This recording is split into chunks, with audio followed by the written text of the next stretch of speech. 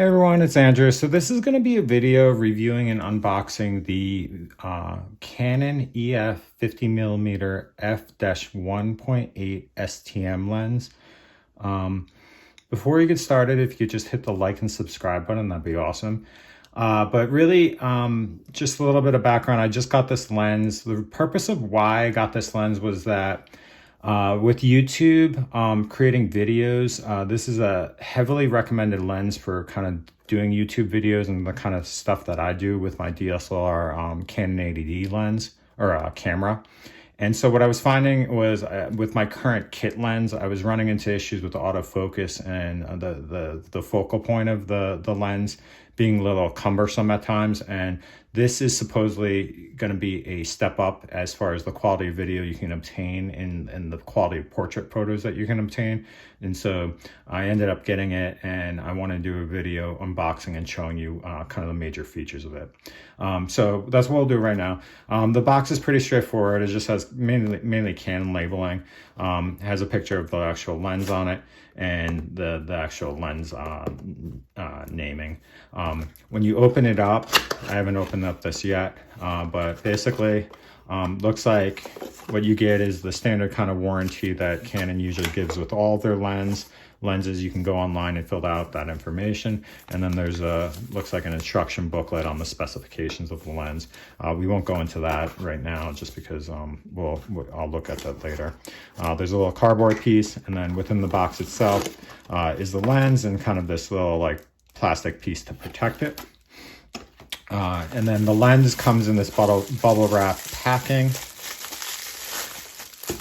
as well as a little like plastic bag.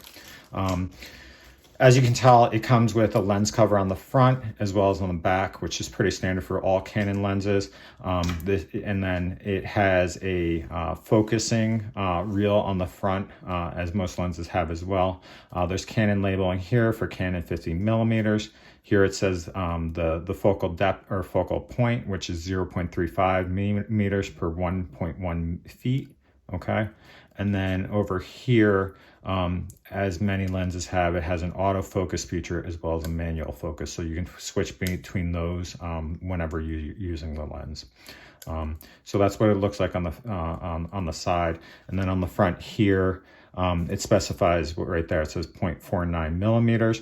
And then over here, it has the actual lens's name. So if you have multiple lenses, you can pull it out and look at it. When you pull off the actual cover, this is what the lens looks like. Okay. And then on the back, this is the back cover, and that's what it looks like there. I'll put these on for right now because I just want to talk about my other lens and the reason why I ended up getting this. But give me 1 second. So that's that lens. For all the YouTube videos I've used so far, except for the original ones when I was filming off my iPhone 11, this is the standard lens that I have been using, which is the standard kit lens you get with a Canon 80D. So this is the EFS 18-55mm image stabilizer lens. This is pretty standard for when you get any Canon DSLR camera. I have been using it with a hood on it when I've been doing videos.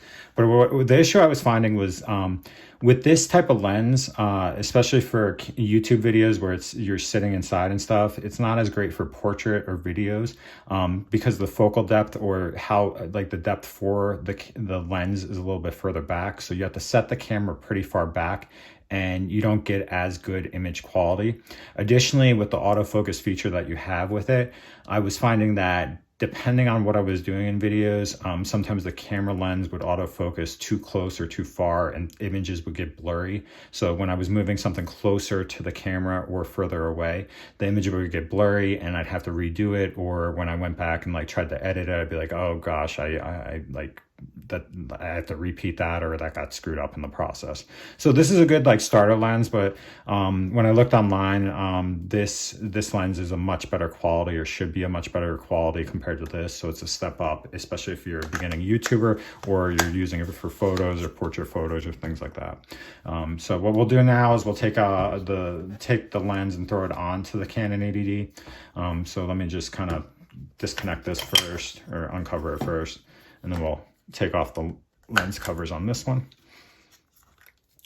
Or we'll leave this on for now just so I don't scratch it. I'm very protective of my lenses, so I don't want to cause any issues.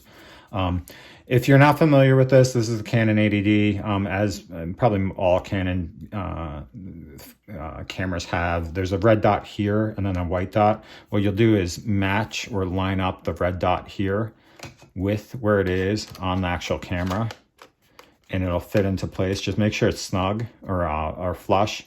And then all you have to do is twist clockwise, and at a certain point it'll click. And that's all you have to do. It'll be secure at that point.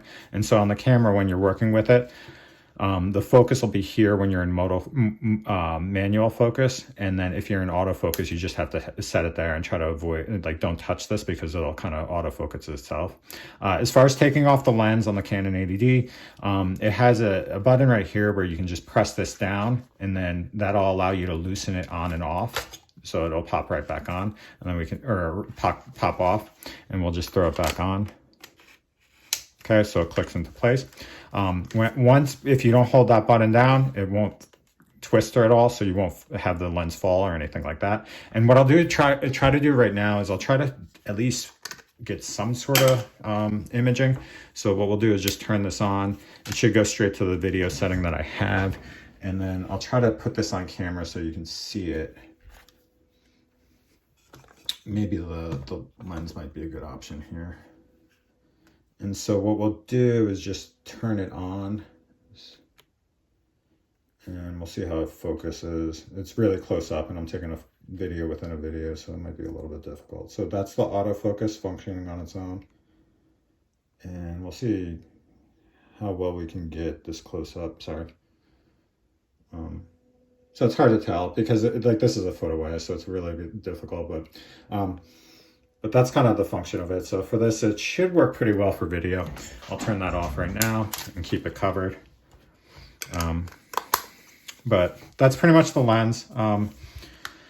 If you have any questions or anything, please post them below. I'm not like a professional as far as videography or photos, so I can't really speak to everything. I'm sure there's better videos for this, but I just wanted to kind of go over it with you as somebody that's beginning with YouTube and kind of going through the whole process.